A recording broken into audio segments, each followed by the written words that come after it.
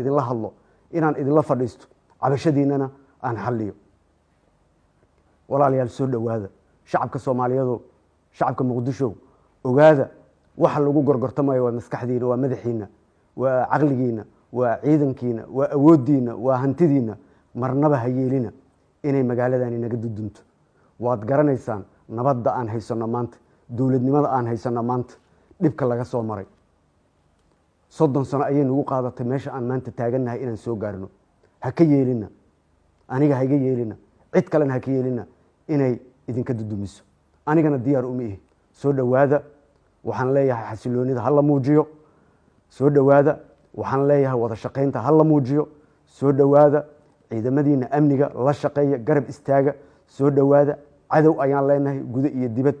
ka hortaga soo dhowaada walaalayaal siyaasiyiinta walaalahayga ah ee Muqdisho joogo diyaar ayaan idin ahay waa ku celcelinaya hadalkaas waxaan ugu celcelinaya wax kale ma ahane inaan diyaar idin la ahay inaan idin la fariisto geed dheer iyo geed gaabanba oo aan waxa aad tabanaysaan aan xalliyo soo dhowaada waa mahadsantihiin waxaan rajaynayaa xasiloonida hal la muujiyo